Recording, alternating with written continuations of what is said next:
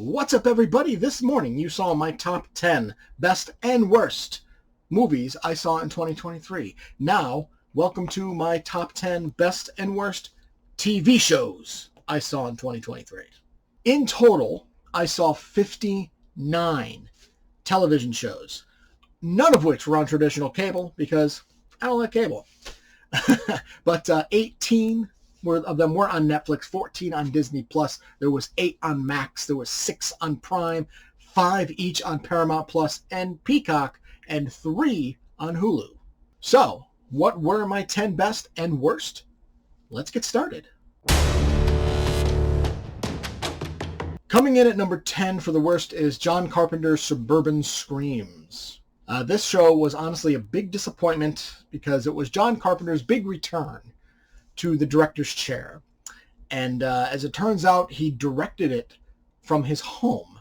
He directed it completely over Zoom or some other kind of like virtual meet app. And while the directing is overall good, the man can still direct it. I feel like if he was on set, like actually interacting with people face to face, I think the show would have been a lot better. Because Suburban Screams, it's about real life situations that happened, and it's people talking about them. There's reenactments, and unfortunately they're just boring. Number 10 for the best goes to Swarm. This stars Dominique Fishback as a woman who is absolutely obsessed with a certain singer, and it gets to the point where she just goes out killing people. There's also an appearance by Billie Eilish as a cult leader, and holy shit, she was amazing. But the show is genuinely interesting. Like, you want to follow this girl as she just obsesses with this singer, and you want to see what she's going to do next just for the possibility to go to one of her shows. Number 9 for the worst TV goes to Fubar, which stars the legendary Arnold Schwarzenegger in his first ever TV role. Unfortunately, it sucks. Schwarzenegger is in his 70s, and you can definitely tell when it's him and when it's his stunt double. Because when it's his stunt double, it's like flawless action, flawless fighting. And when you see him, oh my God, like it's just,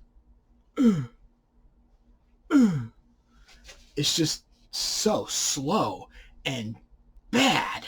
It's like, for the love of God, Arnold, retire. The action is kind of boring overall. It's just, I was kind of hoping it would be more interesting than it was. Number 9 for best goes to Lockwood and Company, which is about Britain. It's like possessed by ghosts, but the only people who can see them are kids. So that is who is tasked with hunting them, with defeating them, with destroying them. Kids. And it's a genuinely good show. It keeps you at the edge of your seat. You want to know who our main character, who ran away from home to do this, to just join up with this random hunting group that nobody respects because it's just 2 people, 2 guys. And now all of a sudden they have a girl. And so you want to know, like, is she going to succeed? Are they going to solve this big, big mystery in this graveyard? And it keeps you at the edge of your seat. And I loved it. And I hate Netflix for canceling it. Number 8 for the worst goes to Willow.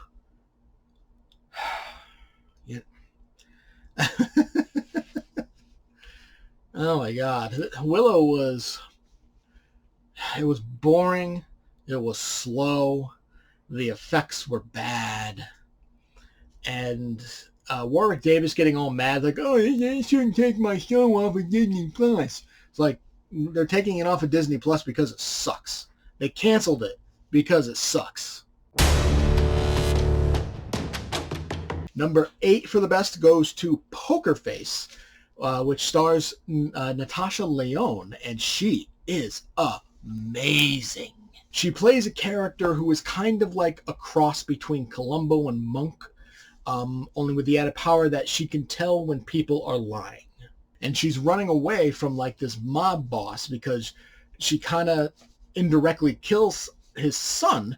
But it's just so interesting seeing her on the run, and everywhere she goes there's some kind of mystery, and she ends up solving it because she can tell when people are lying through their fucking teeth.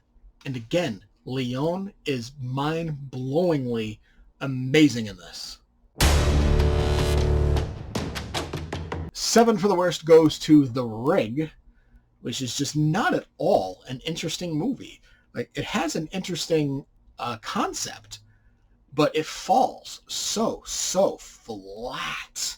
Like, it's supposed to be horror, but at no time did I feel like, I don't really get scared during horror movies anymore, but I didn't feel any sense of urgency for any of the characters, because it's just, it wasn't scary. It wasn't interesting. It wasn't fun. And I can't believe it got renewed. A show that bad gets renewed, but something that was actually really good, Paper Girls, which made my top list last year, that was canceled. Number 7 for the best is Doom Patrol Season 4. And I was so sad to see Doom Patrol end, because it was honestly the best thing to come out of the DCEU. It really was the true start of the Renaissance, because Brendan Fraser is the voice of Robot Man.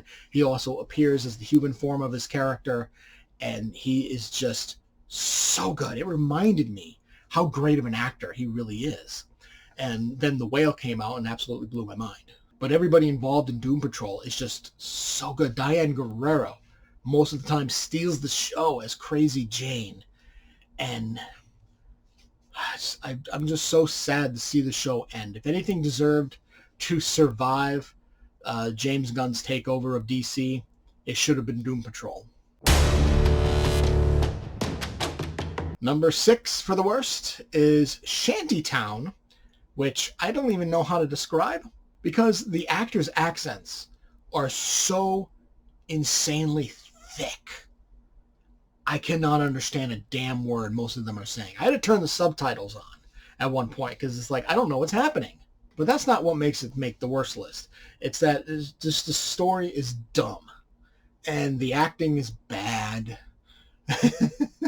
and the fact that you can't really understand it, okay, it factors a little bit. Number 6 for the best goes to Loki Season 2. And that shows us that the MCU can still be good. It was just non-stop throughout all the episodes. And I wanted more, and I wanted more. And every week was practically a cliffhanger. And like, I couldn't wait till the following week to see what was going to happen next. And the way it ended. Tom Hiddleston.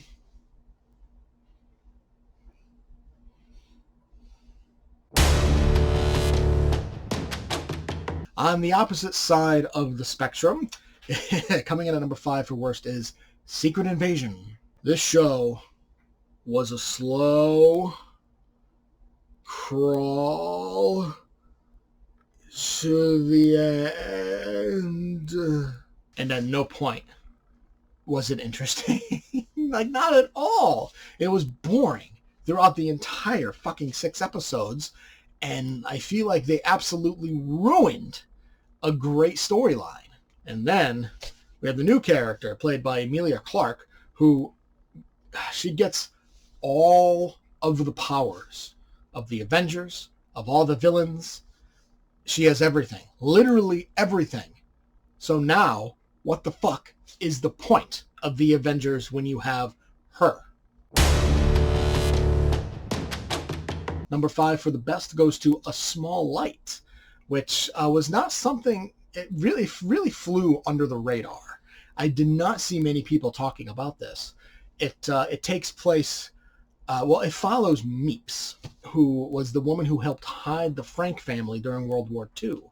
And we always see Anne Frank's story. We always see Otto Frank's story. This is the first time that I recall we get to see Meeps' story.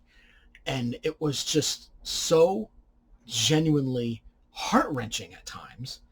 that it's just, it was so fucking good, man. And Belle Powley, who plays Meeps, oh my gosh, she was amazing. Number 4 for the worst goes to Painkiller, which followed the story of the opioid crisis. And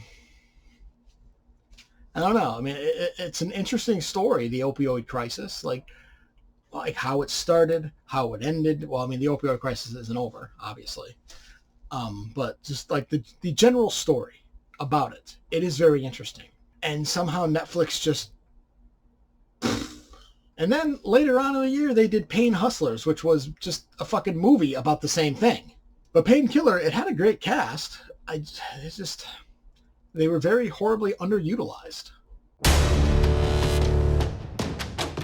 Number 4 for the best goes to Ahsoka, which I can see why some general Star Wars fans didn't really like it, because you really needed to have watched the Clone Wars and Rebels to really kind of understand the story.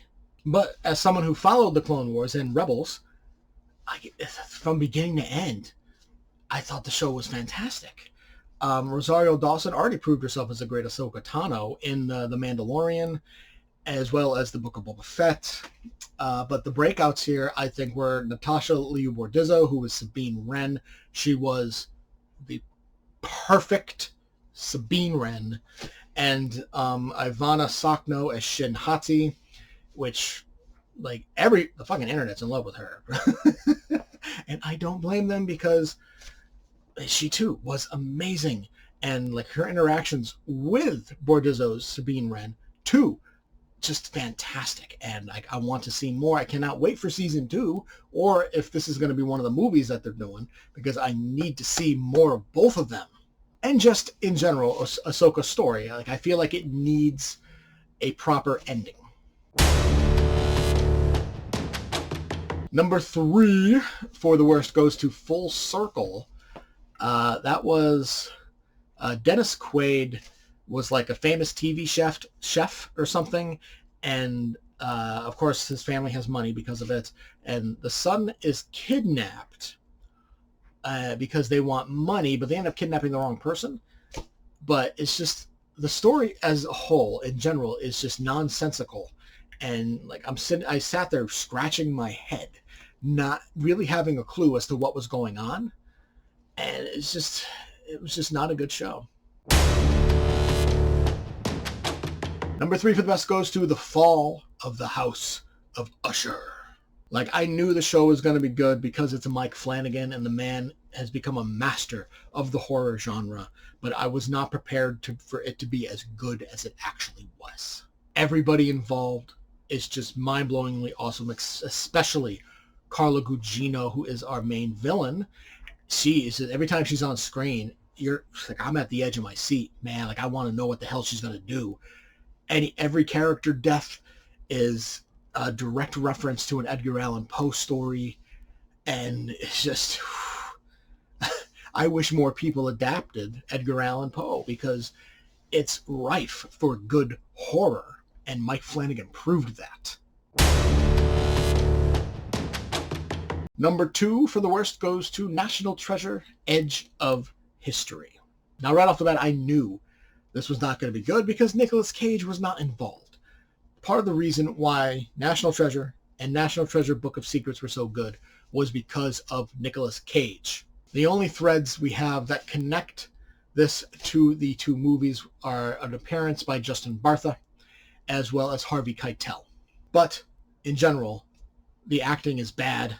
The effects are worse. The story is just dumb. And again, the acting is just absolutely atrocious. Number 2 for the best, and number 1 and number 2 for me was hard to choose. I was going back and forth constantly between them, and I could not decide which one I liked more. But eventually I kind of flipped a coin. I flipped a coin, I'll be honest, because this could really just be a tie for number 1. But The Last of Us. The Last of Us was perfect. To me, it was perfect. It followed the main game, the first game, practically to a T. The stuff they added, it fit in with the world as a whole. Pedro Pascal was just so good as Joel. Bella Ramsey was an amazing Ellie. Just everything about The Last of Us was perfection. And I'm so glad it was a TV show as opposed to a movie, because I don't think they could have told the story properly in just one movie. All right, number 1, worst TV show. It's an obvious one, I think. Velma. Velma is bad. It's bad. Plain and simple. 100% bad. It's one of the worst things I've ever watched. And it has nothing to do with Velma now being black. I don't care. Like, I love Mindy Kaling. I think she is hysterical. She's a wonderful actor. But it's just, the show is just so bad. The story is so dumb. The characters are not the characters. All of them are just complete opposites of the characters that people like me grew up and loved. Like, there is no Scooby-Doo, because I guess they're too young for there to be a Scooby. But Shaggy, Velma, and Daphne, and Fred, they are not the characters anybody grew up with. Like, I give them a teeny tiny bit of credit for trying something different. But it just fell so flat.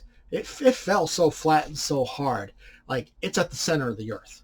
That's how bad Velma is. And it blows my fucking mind that Warner Brothers greenlit a season 2. Number 1 for my best TV show, though, again, practically tied with my number 2, is Murders in the Building Season 3. This show really, it's the perfect comedy. And when I first heard about the show, you know, I was sitting there thinking, I'm like, how does this work? You have Steve Martin, you have Martin Short, who legendary comedians, legendary comedy duo. They are fantastic together. How does this going to work with a young Selena Gomez? They are two way opposite sides of the spectrum in terms of the comedy world. Like, how are they going to mix? But they mix so well. Like, it right off the bat, the first episode of season 1, it hooked me like that. Hooked me hard. And I binged seasons 1 and 2 immediately. Like, within a couple days, I finished. And season 3 was the same way. Well, not really, because the episodes come out week to week, and I watched it week to week. But, like, every time it ended, I wanted more. I wanted it to be the next week so I can continue watching. And, like, the show has become known for ending on cliffhangers. And the cliffhanger this season ended with,